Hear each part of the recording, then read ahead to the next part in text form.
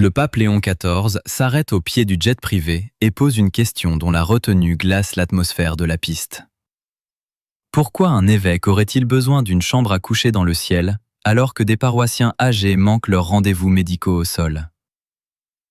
La question est calme, mais chaque homme sous les projecteurs du hangar l'entend distinctement. Devant peu, le biréacteur de 5 millions de dollars dresse sa carlingue blanche soulignée d'une bande dorée, portant l'écusson du diocèse de Saint-Raphaël près de la porte. À l'intérieur s'agencent 12 fauteuils en cuir, un bar en noyer et un compartiment nuit privé. L'entourage de l'évêque qualifie l'appareil d'outil de ministère. L'évêque Richard Callahan devait décoller dans 17 minutes pour une conférence pastorale en Arizona.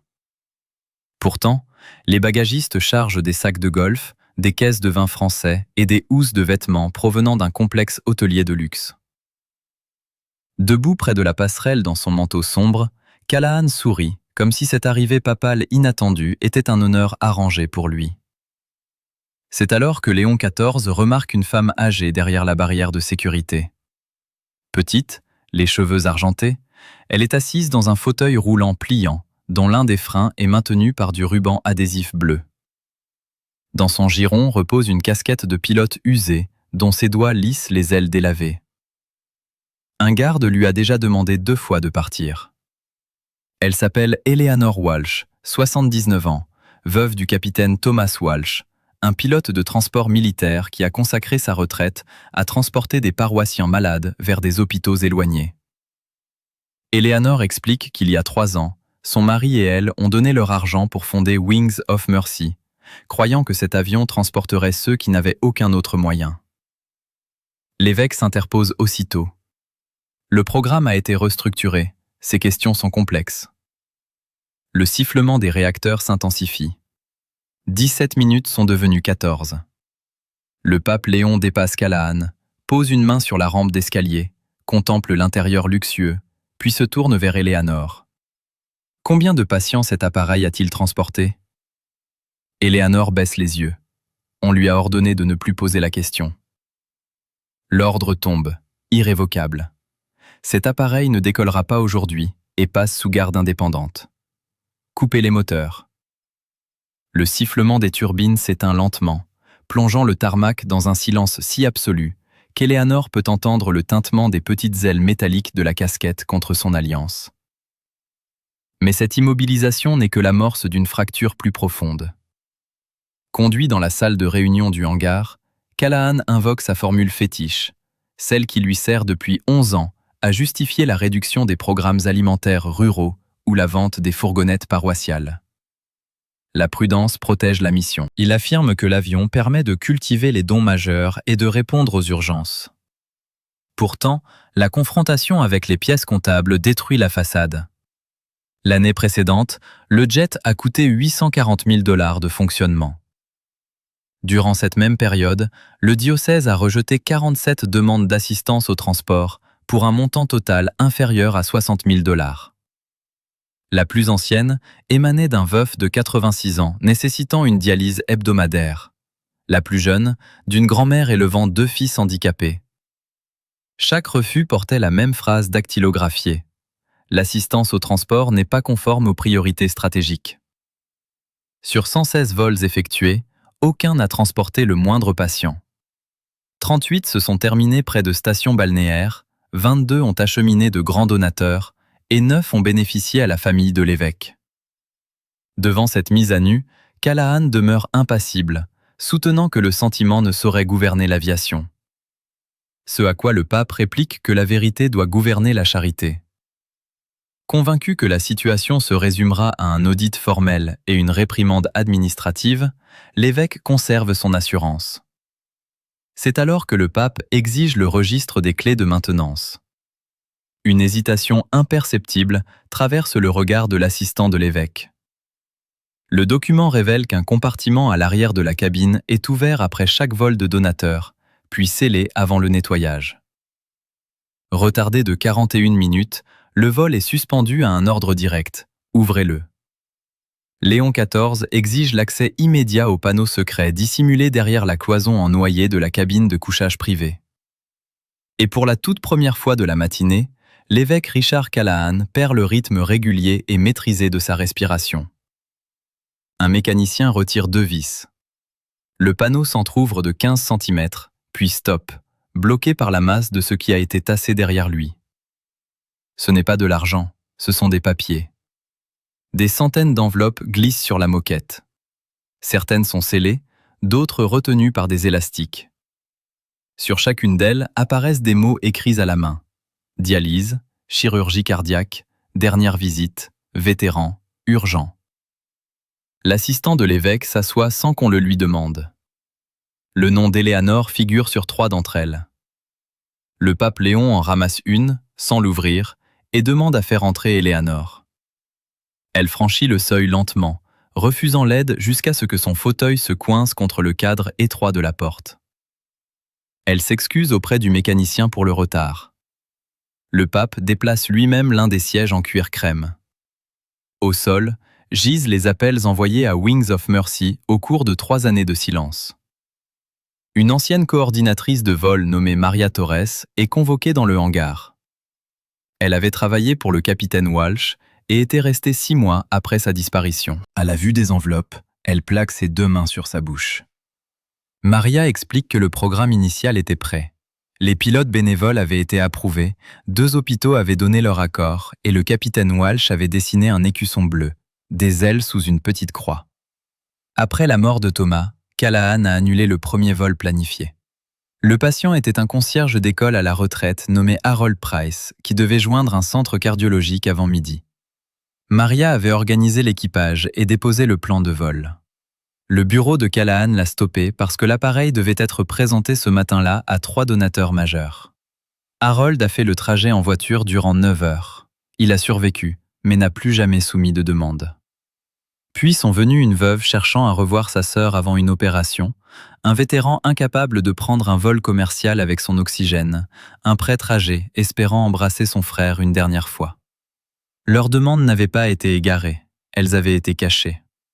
Callahan tente de maintenir son rempart institutionnel, déclarant que ces histoires sont émouvantes mais impraticables sur le plan opérationnel. Éléanore tourne la casquette de pilote entre ses mains et répond simplement que son mari transportait des jeunes blessés à travers les tempêtes et qu'il savait ce que le mot danger voulait dire. Devant le regard du pape, l'assistant de l'évêque fond en larmes. Il avoue que Callahan ordonnait de retirer chaque demande du bureau diocésain avant la visite des donateurs pour éviter que des invités fortunés ne voient des dossiers non résolus. L'assistant les avait dissimulés dans la cabine pour les préserver jusqu'à ce que quelqu'un accepte d'écouter. Au fond du compartiment repose une petite pochette en tissu. À l'intérieur se trouve l'écusson original taché sur un bord et une photographie du capitaine Walsh aux côtés d'un Richard Callahan nettement plus jeune, le bras en écharpe. 27 ans plus tôt, un accident de la route l'avait laissé coincé loin de tout centre de traumatologie. Thomas Walsh l'avait transporté à travers une météo exécrable jusqu'à un hôpital de Denver. L'homme dont la miséricorde avait sauvé la vie de Callahan était le même dont l'œuvre venait d'être effacée. L'évêque s'assoit au bord du lit. Pendant plusieurs secondes, l'autorité policée s'effondre. Il n'est plus qu'un homme vieillissant, confronté aux preuves de ce qu'il a jadis reçu et de ce qu'il a refusé de rendre. Après cet accident, Callahan avait développé une hantise du risque non maîtrisé. Lorsque des juristes l'ont averti qu'un seul vol médical pouvait entraîner un désastre financier, il a choisi le contrôle. Les donateurs offraient la sécurité et des agendas prévisibles. Les malades apportaient l'incertitude. Il s'était convaincu que la prudence protégeait la mission. Léon XIV ne lui offre aucune échappatoire. La peur peut expliquer une main fermée, mais elle ne l'ouvre pas. Éléanore fixe alors Callahan et l'appelle par son prénom pour la première fois de la journée.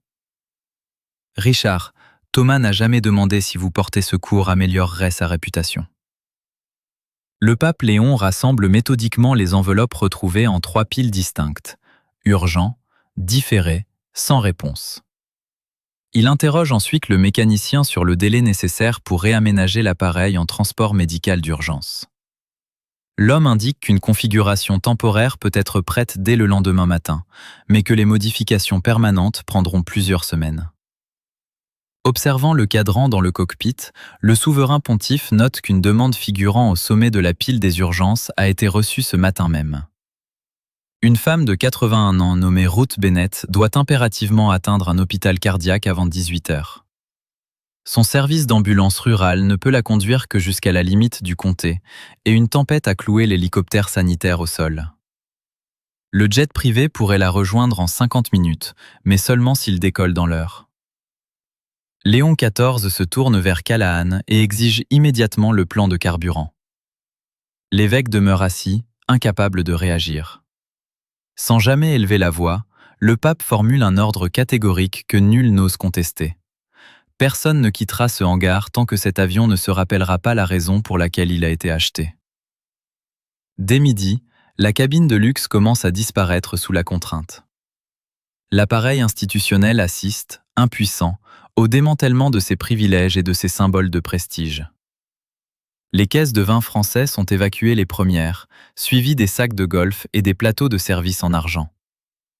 2 imposants sièges en cuir crème sont déboulonnés pour aménager l'espace nécessaire à un brancard.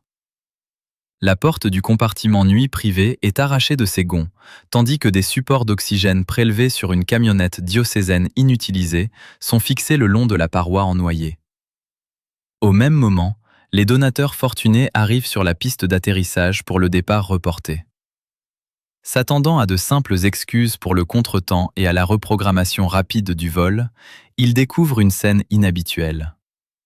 Face au risque de scandale public, Callahan tente une ultime ligne de résistance pour préserver la façade du système diocésain. Il s'approche du pape et insiste pour que cette situation soit traitée à l'abri des regards, invoquant une fois encore son dogme protecteur. La prudence protège la mission. Mais le pape rejette fermement cette tentative d'étouffement bureaucratique. L'appel aux dons a été public, la promesse faite aux fidèles a été publique, le redressement sera donc public. Léon XIV invite l'ensemble des donateurs à entrer directement dans le hangar. Éléanore prend place au premier rang, tenant toujours la casquette de Thomas. Derrière elle se regroupent Maria Torres, les mécaniciens, les pilotes, les infirmières, les employés paroissiaux et les membres du conseil d'administration de la Fondation. Désignant la requête de Ruth Bennett posée sur la table, le pape affronte directement l'argumentation de l'évêque et lui demande de qui cette prudence prétendue cherche à se protéger. Protège-t-elle cette malade de manquer l'hôpital à temps ? Protège-t-elle Madame Walsh d'apprendre que le nom de son mari servait à lever des fonds pour des vacances ? Callahan ouvre la bouche puis la referme, totalement réduite au silence. Éléanore intervient alors doucement, précisant qu'elle ne cherche pas son châtiment, mais seulement que l'avion accomplisse ce que Thomas croyait qu'il accomplirait. Le point de tension institutionnelle atteint son sommet dans l'atmosphère lourde du hangar. Léon XIV saisit le patch bleu de Wings of Mercy, portant les ailes sous la petite croix. Il demande à Callahan d'avancer. Pendant une seconde terrible, l'évêque semble sur le point de refuser de se soumettre. Puis, sous le regard attentif de toute la communauté, il traverse le hangar et s'arrête devant Éléanore. Le pape dépose l'écusson dans sa main et lui ordonne de retirer lui-même le blason diocésain peint sur la carlingue pour y fixer à la place ses ailes oubliées. L'évêque monte lui-même sur une échelle de maintenance. Aux côtés d'un mécanicien, il recouvre le panneau portant l'écusson diocésain et fixe le petit écusson bleu sous la porte d'entrée de l'appareil. La scène est transmise jusqu'à la moindre salle paroissiale du diocèse. Des donateurs âgés, qui avaient autrefois envoyé 5 ou 10 $ par la poste en rognant sur leur quotidien, attrapent leurs mouchoirs en voyant les ailes oubliées de Thomas Walsh remplacer les armoiries dorées de l'évêque. L'avion, autrefois instrument d'isolation et de prestige, se trouve arraché à son statut de privilège sous les yeux de ceux dont les contributions avaient financé sa carlingue. Lorsqu'il redescend au sol, le pape Léon lui tend le manifeste de bord. Il n'y figure qu'un seul et unique nom, Ruth Bennett. Le pape prononce alors la sentence qui fait voler en éclats le masque officiel de Callahan. Vous ne voyagerez pas en tant qu'évêque aujourd'hui, vous voyagerez comme l'homme responsable d'assurer sa venue à bord en toute sécurité. C'est le châtiment absolu qu'aucun tribunal humain n'aurait pu concevoir. Callahan ne sera pas dissimulé dans la pénombre rassurante d'un bureau, ni protégé par un langage juridique lissé.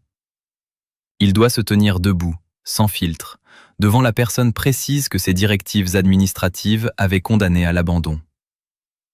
L'appareil décolle 36 minutes plus tard. Dès que les turbines rugissent, les téléphones des paroisses se mettent à sonner sans interruption à travers tout le territoire. Des hommes âgés arrivent en camionnette de travail. Des groupes de prière déplient des chaises au bord des routes. Des infirmières s'alignent devant l'hôpital du comté. Des familles entières, qui n'avaient jusqu'alors reçu que des lettres de refus dactylographiées leur opposant la logique des priorités stratégiques, suivent désormais la trajectoire exacte du vol sur l'écran de leur téléphone portable. La réalité de la souffrance humaine reprend brutalement le dessus sur le cynisme des bilans comptables. Lorsque le jet se pose à proximité de la petite ville où attend Ruth, Callahan s'avance le premier et pose le pied sur la piste trempée, sans parapluie pour le protéger de l'averse. Ruth Bennett arrive dans une ambulance. Elle porte un bracelet d'identification d'hôpital et un pull bleu clair. Effrayée par la hauteur et la raideur des marches du jet privé, elle hésite à l'entrée de la passerelle. L'évêque s'agenouille alors directement à côté du brancard et lui parle doucement, promettant qu'ils monteront pas à pas. Dans la pénombre de l'ambulance et sous le crépitement de la pluie, la malade le fixe du regard et le reconnaît. Elle lui murmure à l'oreille que sa lettre était arrivée à son bureau. Callahan renonce enfin à la défense procédurale. Elle lui demande s'il l'avait lu. Il répond par un non catégorique. Ruth ferme les yeux un instant, puis prononce cette phrase qui terrasse l'institution. « Vous la lisez maintenant. » L'évêque courbe la tête dans un silence absolu. La façade du système s'effondre tout entière sur cette piste mouillée. Il n'y a plus de structure pour le dissimuler, plus de conseil d'administration pour approuver ses choix.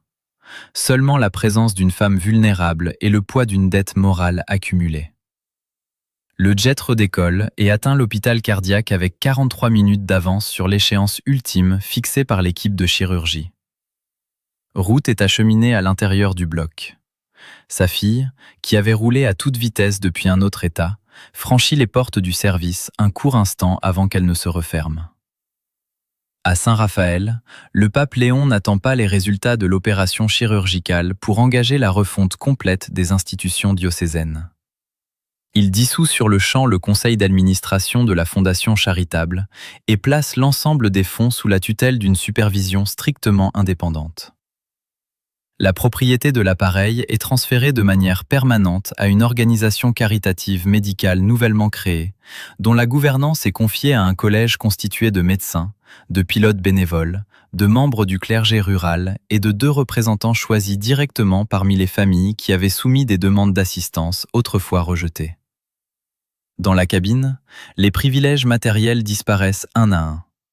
La chambre à coucher privée laisse place à un poste médical équipé, tandis que le bar en noyer est définitivement retiré. Le budget d'exploitation annuel est désormais publié en toute transparence, mis directement en parallèle avec le nombre de patients transportés. Les vols vers les complexes hôteliers de luxe sont biffés du registre. À leur place s'inscrivent désormais des destinations vers des centres hospitaliers, des zones touchées par des catastrophes, des terrains d'atterrissage ruraux et des réunions familiales organisées pour des malades en phase terminale. Enfin, le pape ordonne la forme de restitution la plus marquante. Le nom de chaque personne dont la souffrance avait servi d'argument dans les campagnes de levée de fonds est gravé à l'intérieur de la cabine, non pas sous le blason de l'évêque, mais en qualité de bénéficiaire légitime pour qui l'avion a été conçu. Après l'admission de Ruth en chirurgie cardiaque, Callahan retourne seul dans le hangar silencieux. Eleanor s'y trouve toujours, calme et immobile. Il s'approche d'elle et lui remet la casquette de pilote du capitaine Thomas Walsh, qu'il avait transporté posé sur le siège vide durant le vol de retour. L'évêque baisse les yeux et lui avoue qu'il avait transformé son mari en un simple symbole, oubliant qu'il était d'abord un exemple vivant. Eleanor prend le couvre-chef, examine attentivement la visière pour vérifier que les petites ailes métalliques sont épinglées bien droites, puis la lui rend en lui demandant de la conserver jusqu'à l'arrivée du prochain patient. Callahan saisit la casquette des 2 mains. Pour la première fois depuis le début de cette crise, il comprend que la perte de ses privilèges et la confiscation de son pouvoir ne marquaient pas la fin de son châtiment. Sa véritable punition, tout autant que sa seule rédemption, résidait désormais dans l'impératif du service. 6 semaines plus tard, le biréacteur se pose sur la piste au terme de sa 23e mission médicale. La bande dorée a été totalement effacée de la carlingue et les armoiries épiscopales ont disparu. Au-dessus de la porte d'accès trône désormais le petit écusson bleu que le capitaine Walsh avait dessiné des années auparavant. Ruth Bennett descend lentement les marches, s'appuyant sur une canne avec sa fille à ses côtés. Eleanor l'attend près du hangar dans son même fauteuil roulant, mais le